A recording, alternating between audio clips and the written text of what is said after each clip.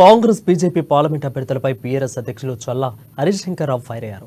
Congress BJP అభ్యర్థులను ఓట్ల యావే తప్ప ప్రజా సమస్యలపై పట్టింపు లేదని అన్నారు. ఒకరు దేవుని పేరు చెప్పిన ఓట్లు అడిగితే మరొకరు తండ్రి పేరు చెప్పినట్లు ఓట్లు అడుగుతున్నారని ఎద్దేవా చేశారు. కరీంనగర్ ప్రజలు చైతన్యవంతులని పార్లమెంట్ ఎన్నికల్లో కర్రు కాల్చి వాత పెట్టేందుకు సిద్ధంగా ఉన్నారని ధ్వజమెత్తారు.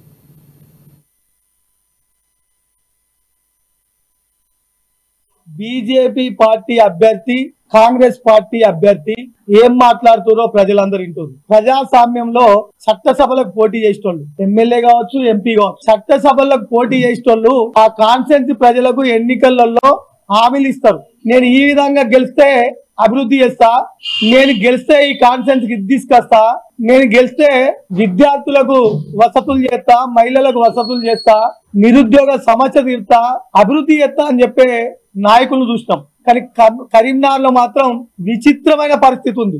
ఒక బీజేపీ పార్లమెంట్ అభ్యర్థి ఏమో దేవుని మీద ఓట్లు అడుగుతాడు, ఇంకో కాంగ్రెస్ పార్టీ అభ్యర్థి ఏమో తండ్రి పేరు చెప్పి ఓట్లు అడుగుతాడు. అసలు వీళ్ళు పార్లమెంటు సభ్యునిగా గెలిస్తే ఏం చేస్తామని చెప్పుడు బంద్ చేసిరుగా. ఆయన 5 ఏళ్ళు పార్లమెంట్ సభ్యులు ఉంటారు, బీజేపీ పార్లమెంట్ సభ్యులు, ప్రస్తుత పార్లమెంట్ సభ్యులు. మరి 5 ఏళ్లలో 5 రూపాయలు చేయలేదు, అభివృద్ధి చేయలేదు. చేయని అభ్యర్థి మళ్ళా 5 ఏళ్లలో నేను ఈ 5 ఏళ్లలో ఏలేదు, పొరపాటు చేసినా మళ్ళా గెలిపిస్తే ఈ 5 సంవత్సరాలు వచ్చే 5 సంవత్సరాలు ఏమైనా చేస్తా అని చెప్పడం చూసిన. ఆయన మొదటి 5 సంవత్సరాలు ఎంపీగానే ఈ కరీంనగర్ పార్లమెంట్ సభ్యునిగా పార్లమెంటు పరిధిలో ఉన్న గ్రామాలు తిరిగింది లేదు, మండల హెడ్ క్వార్టర్లు తిరిగింది లేదు, ఒక మున్సిపల్ పరిధి తిరిగింది లేదు. BJP party